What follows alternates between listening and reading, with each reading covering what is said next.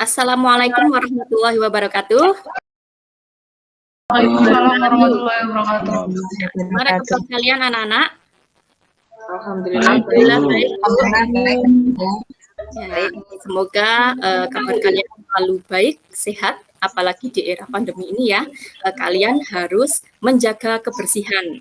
Kemudian kalau keluar-keluar memakai masker dan jangan lupa cuci tangan ya. Baiklah, sebelum kita mulai belajar, kita berdoa dulu. Silahkan ketua kelasnya Awaludin dipimpin doa nggih. Nggih, Bu Guru. Siap, gerak. Doa mulai. Selesai. Ya, terima kasih. Masih semangat ya? Ini jam siang ya, jam terakhir kita pelajaran IPS. Saya berharap kalian tetap masih semangat seperti di pagi hari. Nah, ini Danang kira-kira ngantuk atau gimana ini ya? Mas Danang, ngantuk? Lapar mungkin, Bu, lapar. Oh, puasa sahur ya, tapi sudah sahur, jadi mungkin belum lapar ya. Nanti tunggu azan maghrib ya. Sebentar lagi azan maghrib. Kita fokus di sini dulu. Baiklah, terima kasih atas partisipasi kalian di kelas online karena tidak memungkinkan untuk tatap muka sehingga pelajaran hari ini kita melalui daring ya. Sebelum mulai, saya presensi terlebih dahulu. Nanti silahkan bisa respon ya saat saya panggil. Ade Damayanti ada? Ada, Ibu, hadir. Agustin. Hadir, Bu. Ya, ada. Andriani. Hadir, Bu. Sebelum mulai pelajaran ya, kita kemarin sudah mempelajari tentang perubahan sosial budaya. Ya, masih ingat ya? Perubahan sosial budaya. Nah, kira-kira di sekitar kalian ya, bahkan sampai mendunia, kira-kira itu sedang ada perubahan apa sih? Ada yang bisa menjawab mungkin ya? Nih, silahkan bisa berpendapat, bisa di-on-kan dulu mikrofonnya untuk menjawab. Mungkin perubahan gaya hidup, Bu. Oh iya, Mbak Andri. Perubahan apa? Gaya hidup. Perubahan gaya hidup ya. Contohnya apa? Karena sekarang kan lagi gencar-gencarnya COVID ya, Bu ya. Berarti anak-anak itu lebih sering harus menjaga kebersihan, Bu. Ya, boleh. Ya, benar sekali ya. Jawabannya sangat bagus ya, istimewa sekali. Jadi di era pandemi ini banyak sekali perubahan-perubahan ya. Nah, kita kaitkan ke ini materi kita hari ini adalah faktor perubahan sosial budaya. Jadi untuk era pandemi pastinya di perilaku manusia, kemudian kebiasaan-kebiasaan kita juga pasti akan berubah. Yang dulunya tidak bermasker, sekarang pakai masker. Kemudian dulu kita mungkin ini ya malas cuci tangan. Kalau sekarang kita sekarang saya harus cuci tangan, harus rajin, harus sering-sering seperti itu ya. Nah, itulah kaitannya dengan perubahan ya. Baik, kita masuk ke materi ya. Nanti saya share screen dulu. Sudah, Bu? Ya. Tentang faktor pendorong perubahan sosial budaya.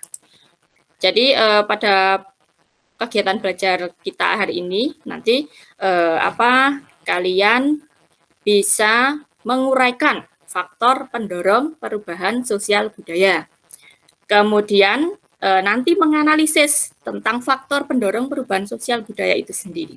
Jadi nanti akan ada diskusi kelompok, kemudian kalian presentasi ya. Kita masuk ke faktor pendorong. Faktor pendorong dibagi menjadi dua ya. Yang pertama itu faktor internal.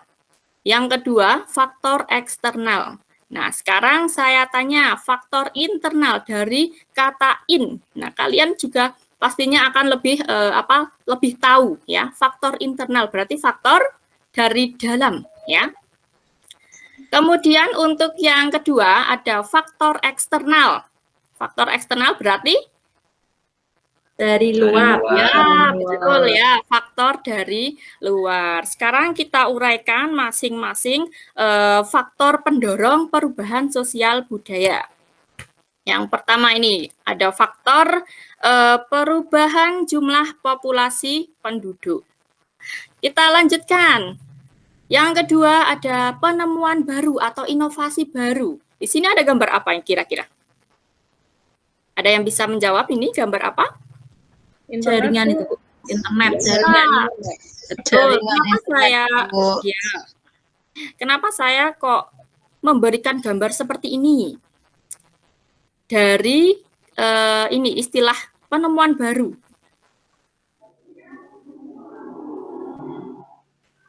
Ada yang bisa menjawab mungkin? Dengan internet satu sama lain terhubung, Bu. Jadi gini ya, ini kan tentang penemuan baru atau inovasi baru. Di sini kita membahas tentang faktor perubahan sosial. Jadi dulu itu kan belum ada internet ya, penjelasan di sini. Dulu itu kan belum ada internet. Kemudian ada inovasi baru, berarti kan ada orang yang memunculkan sesuatu. Berarti ada perubahan, sehingga ini menjadi faktor penyebab perubahan sosial. Sampai di sini paham ya? Halo? Iya, Bu. Ya. Kita lanjutkan. Kalau sudah, sekarang kita masuk ke faktor eksternal. Faktor eksternal tadi apa ya? Masih ingat ya? Faktor dari luar. Ya, dari luar. Ya, betul. Yang pertama, saya menampilkan tentang perubahan lingkungan alam. Jadi, contoh-contoh bencana alam, ya, seperti gambar yang pertama ini, gambar apa? Gunung Gunung meletus, ya. Jadi ada yang bilang Gunung Merapi. Gunung Merapi salah ya kalau Gunung Merapi. Merapi itu nama gunung, jadi gunung berapi. Nah, itu mungkin lebih tepat. Yang kedua ini gambar apa? Banjir. Ya, gambar banjir. Jadi untuk perubahan lingkungan alam itu contoh-contohnya kalian juga bisa mencari contoh yang lain ya. Ini saja, cari contoh-contoh bencana alam. Nah, itu merupakan faktor eksternal dari perubahan sosial budaya.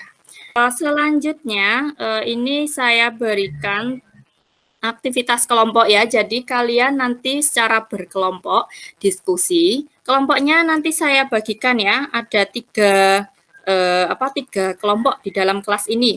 Ya, jadi setelah mempelajari materi ini, kalian bentuk kelompok, kemudian mendiskusikan LKPD yang nanti tadi sudah saya kirimkan melalui WhatsApp group. Silahkan bisa dibuka untuk menambah ini pengetahuan kalian. Tadi juga Ibu sudah mengirimkan handout.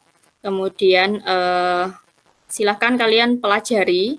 Boleh juga mencari di internet ya untuk sumber-sumber yang lain biar banyak literasi di dalamnya. Silakan, kelompok 2, presentasi.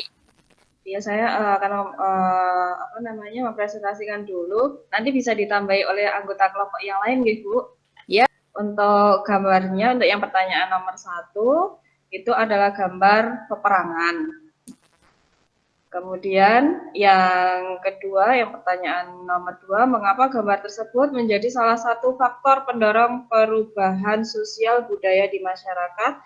Karena ketika terjadi peristiwa peperangan, itu minimal akan ada 2 perubahan. Yang pertama adalah perubahan jumlah penduduk, karena ketika dulu zaman perang itu saja dalam satu kali peristiwa peperangan itu akan mengurangi banyak penduduk yang meninggal gitu. Ya. Itu lebih mudahnya. Kemudian dari pihak penjajah itu bisa saja membawa budaya baru.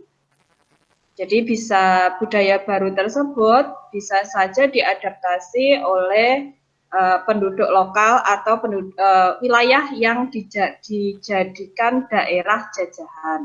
Ya, baik. Kemudian Untuk yang ketiga, Ya. seandainya saat ini peristiwa tersebut terjadi di tempat tinggal kita, apa yang akan kita lakukan? Kalau terjadi peperangan,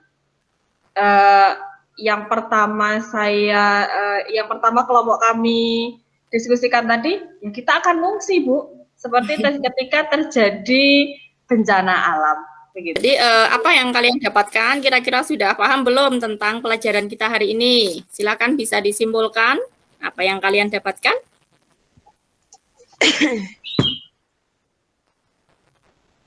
Ya, mungkin Mbak Eni mau menyimpulkan materi. Adanya faktor pendorong dan juga penghambat bahan sosial, Bu. Ya, jadi materi kita itu kan tentang faktor pendorong perubahan sosial budaya ya. Jadi nanti ada ada 2 faktor, yaitu faktor internal dan faktor eksternal. Contohnya tadi untuk faktor internalnya ada perubahan jumlah penduduk, kemudian ada penemuan atau inovasi baru. Yang ketiga ada konflik sosial, kemudian ada terjadinya pemberontakan dan revolusi dalam masyarakat. Sekarang yang faktor eksternalnya, adanya perubahan lingkungan alam, kemudian adanya peperangan, yang terakhir tadi adanya pengaruh budaya lain. Nah, jadi materi kita hari ini sudah selesai ya. Saya harapkan kalian bisa mempelajari materi selanjutnya, yaitu tentang faktor penghambatnya sekarang ya. Besok pertemuan selanjutnya silahkan kalian mempelajari tentang faktor penghambat. Sebelum kita tutup, silahkan dipimpin doa. Yuk awal. Siap, gerak, doa mulai. Selesai. Baiklah, terima kasih atas partisipasinya. Kita ketemu lagi di pertemuan selanjutnya. Saya akhiri, wassalamualaikum warahmatullahi wabarakatuh. Waalaikumsalam warahmatullahi wabarakatuh. Waalaikumsalam warahmatullahi wabarakatuh.